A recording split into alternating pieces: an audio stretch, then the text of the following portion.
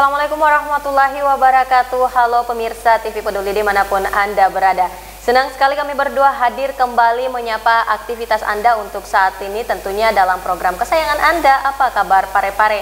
Makanya jangan kemana-mana, tetap bersama saya Jauhar Manikam dan saya Erni Rusdin. Dan pemirsa jangan kemana-mana, mari kita saksikan Apa Kabar Pare-Pare selengkapnya untuk Anda.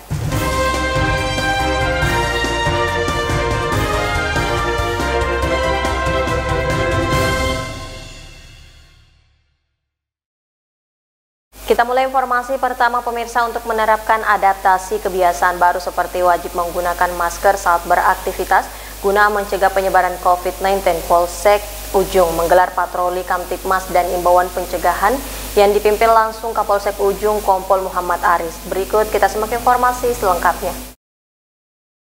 Kapolsek Ujung Kompol Muhammad Aris memimpin patroli Kamtibmas. Dalam kegiatan patroli ini, personil menyampaikan imbauan kepada warga untuk menerapkan adaptasi kebiasaan baru seperti wajib menggunakan masker saat beraktivitas, menjaga jarak 1 hingga 2 meter antara satu dengan yang lain, rajin mencuci tangan atau menggunakan hand sanitizer. Kegiatan ini dilakukan oleh Polsek Ujung sebagai upaya teguran terhadap beberapa orang yang tidak menerapkan protokol kesehatan, di antaranya tidak menggunakan masker. Dalam kegiatan tersebut, Kapolsek Ujung memberikan masker kepada masyarakat yang tidak memiliki masker. Dalam kesempatan tersebut, Kapolsek Ujung Kompol Muhammad Aris menegaskan bahwa pihaknya menghimbau kepada warga agar dapat mematuhi segala protokol kesehatan dalam menjalankan adaptasi kebiasaan baru di tengah pandemi COVID-19 saat ini. Hari ini Polsek Ujung melaksanakan apa ini? Ada kegiatan kita itu yang kita sosialisasi dengan mengedukasi masyarakat untuk selalu mematuhi protokol kesehatan COVID-19. Gunakan masker, cuci tangan, jaga kebersihan, atur jarak. Ini saya lihat juga ada tadi sosialisasi komunal. Itu sosialisasi apa itu? Ya itu kita sesuaikan apa itu adaptasi kebiasaan baru untuk menjalani masyarakat, menjalani ABK itu.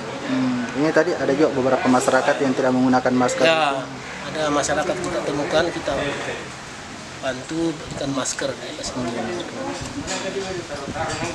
Harapannya ini kemudian untuk masyarakat bagaimana? Harapan kita ke depan mudah-mudahan supaya masyarakat bisa disiplin untuk mematuhi protokol kesehatan sehingga kita sama-sama untuk memutus mata rantai penyebaran COVID-19.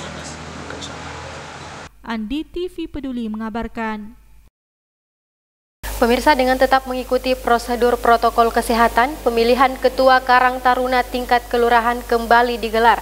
Dengan melalui pemilihan tersebut, Sebastian terpilih secara aklamasi sebagai Ketua Karang Taruna Kelurahan Lumpue, Kota Pare-Pare. Berikut informasi selengkapnya.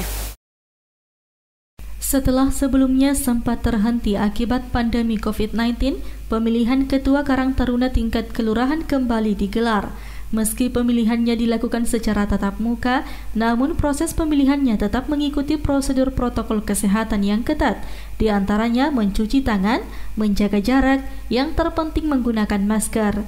Seperti yang dilakukan oleh pengurus Karang Taruna Kota Pare-Pare saat melaksanakan pemilihan pengurus baru untuk tingkat kelurahan di kantor Kelurahan Lumpue, Kecamatan Bacukiki Barat pada Selasa 28 Juli 2020. Melalui pemilihan tersebut, Sebastian terpilih secara aklamasi sebagai Ketua Karang Taruna Kelurahan Lumpue untuk periode 2020-2025. Ketua terpilih Sebastian mengatakan akan bersinergi dengan pemerintah kelurahan dalam mensukseskan setiap program yang akan dilaksanakan. Insya Allah, kami sudah punya program agar Karang Taruna Lumpue ini bisa lebih maju lagi dan bisa membawa nama Kelurahan Lumpue. Terima kasih.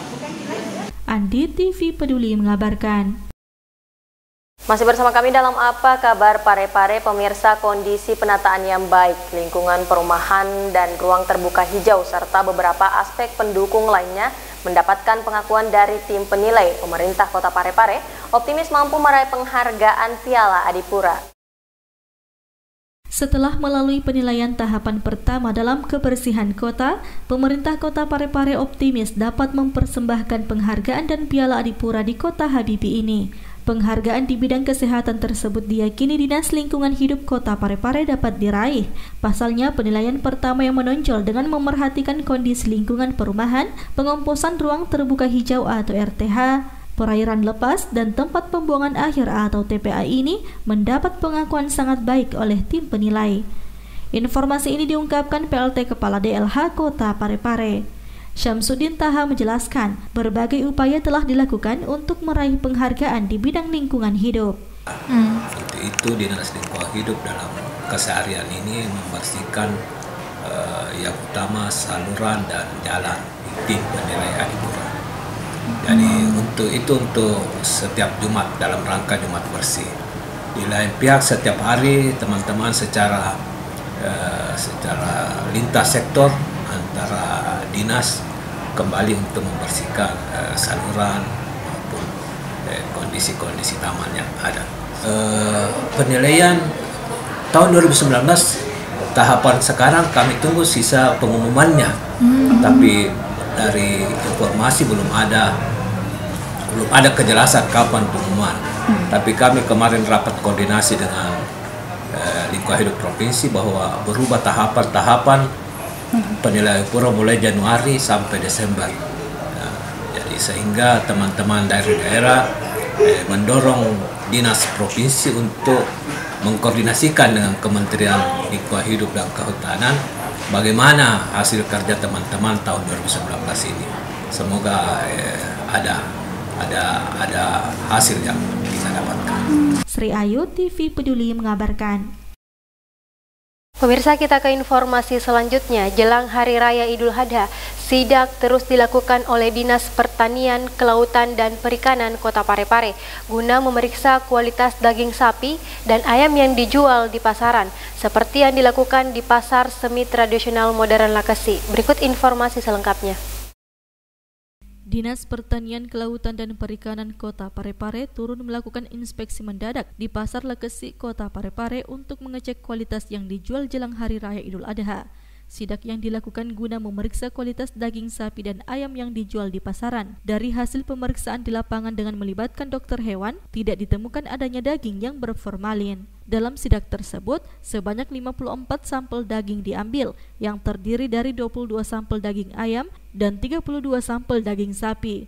Usai diambil uji kelayakan dan hingga saat ini tidak ditemukan bermasalah, khususnya yang mengandung formalin serta daging yang mengalami pembusukan. Daging ayam 22 sampel, kemudian daging sapi 32. Alhamdulillah untuk penambahan bahan berbahaya tidak ditemukan.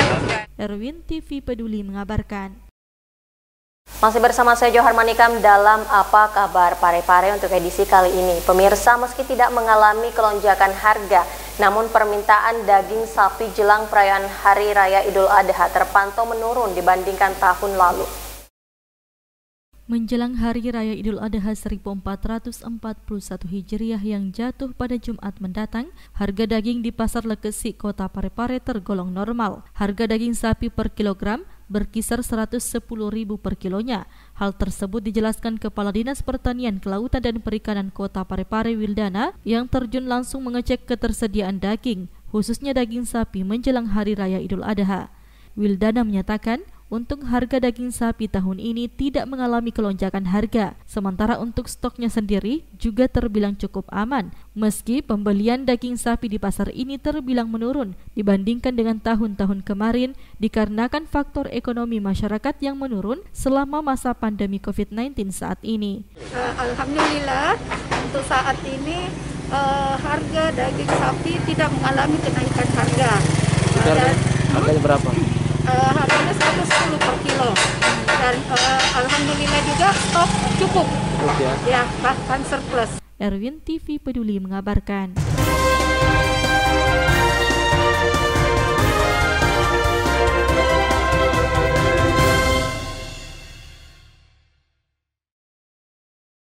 Dan pemirsa, informasi tadi menjadi akhir kebersamaan kita untuk saat ini. Tetap perbaharui informasi Anda dengan menyaksikan seluruh program persembahan dari kami TV Peduli Inspirasi Parepare Maju. Saya Erni Rusdin. Saya Johar Manikam mewakili segenap kru yang bertugas mengucapkan terima kasih atas kebersamaan Anda dan sampai jumpa.